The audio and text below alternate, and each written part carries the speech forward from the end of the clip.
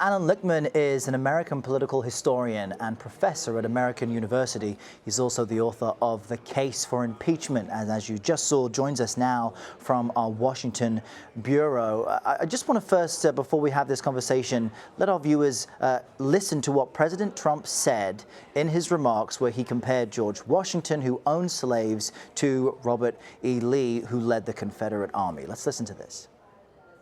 But many of those people were there to protest the taking down of the statue of Robert E. Lee. So this week it's Robert E. Lee.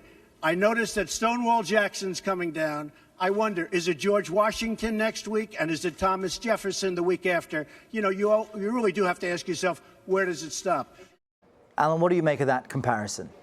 Well, it's another example of a false equivalence which demonstrates that this president has absolutely no moral compass, is unable to make clear moral distinctions. Of course, Jefferson and Washington were slaveholders, and that's reprehensible, but they were critical, indispensable contributors to American freedom and American democracy. Without Thomas Jefferson, we wouldn't have had the eloquence of the Declaration of Independence. Without George Washington, we might not have had the successful Revolution or the formation of the Constitution. Robert E. Lee made no such contributions to American democracy and freedom. In addition, Lee turned against his country. He fought against the United States. Jefferson and Washington did no such thing. And he fought, whatever his views may have been, in defense of slavery. Make no mistake, the Civil War was not fought over civil rights. It was fought by the Confederacy to preserve slavery. If you look at the Confederate Constitution, it established slaves as property and in effect prohibited the states from abolishing the property rights in slaves. No equivalence here. And ironically, Lee himself made the case against monuments, especially Confederate ones, writing this quote, "I think it wiser, moreover, not to keep open the sores of war, but to follow the examples of those nations who endeavored to obliterate the marks of civil strife, to commit to oblivion the feelings engendered." So then, why are there monuments to him and other Confederate generals and icons that are much more recent than people realize? That's right. Lee made this statement in the immediate aftermath of the horrors of the Civil War, a war that killed hundreds of thousands on both sides. It would have amounted to many millions in today's population, that virtually destroyed much of the South. He was very disturbed by this and would just as soon not memorialize it. But the South was also under Reconstruction, and they were in no position during the Reconstruction era to put up monuments to Confederates. It was only much later, mostly in the period from the 1890s to about 1920, when these memorial statues were put up. What was happening during that period?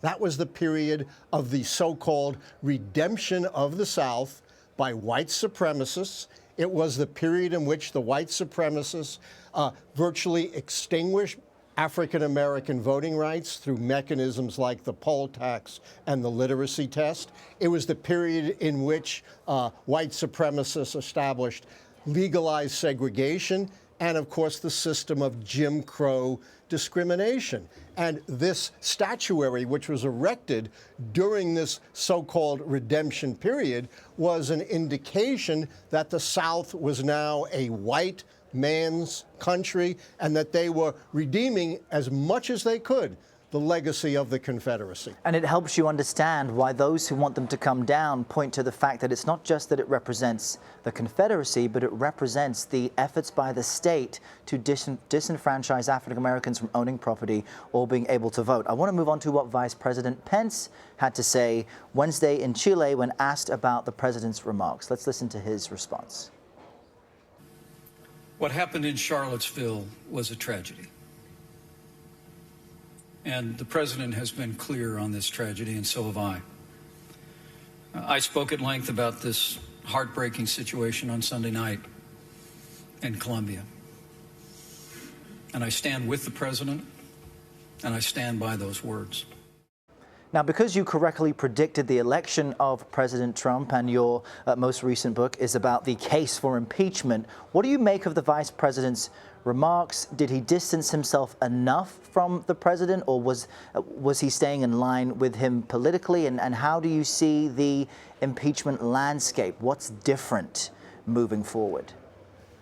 The vice president never distances himself from the president. He may speak more softly, but he exhibits no more of a moral sense than the president. Look, all his comments were in passive voice, and he said that he stood by the president in this reprehensible attempt to equate Nazis and white supremacists and Ku Klux Klan members with those who are opposing those kinds of violent, reprehensible bigots. That cannot stand. Even most members of the Republican Party, although it's quite sad that they didn't call out the president by name, wouldn't stand for that. I think the case for impeachment, which my book came out in April, has been enormously strengthened. Maybe you can't impeach a president for encouraging white nationalism, violence, suppression of minorities, but that certainly sets a context for impeachment. And by the way,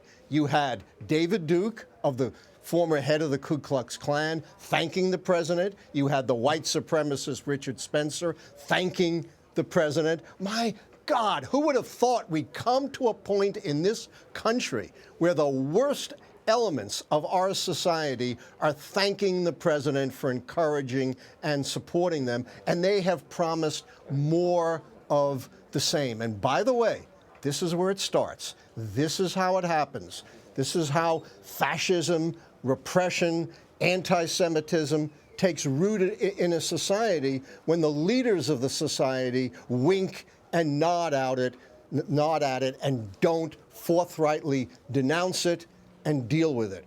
And this is a context for a possible impeachment that could be explicitly on other grounds, such as his violation of the Emoluments Clause of the Constitution, which says you can't take things of value from foreign nations, his obstruction of justice, which I think is now a stronger case than the case against Bill Clinton that almost every Republican voted for, and who knows what will be uncovered in his finances and his Russian connection.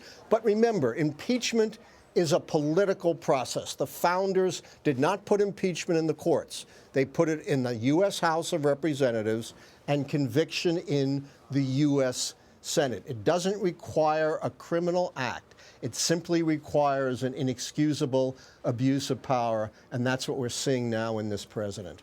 All right, Professor and author Allan Litchman making the case there that if there wasn't grounds for impeachment before, he certainly sees it now. Thanks for your time. Thank you.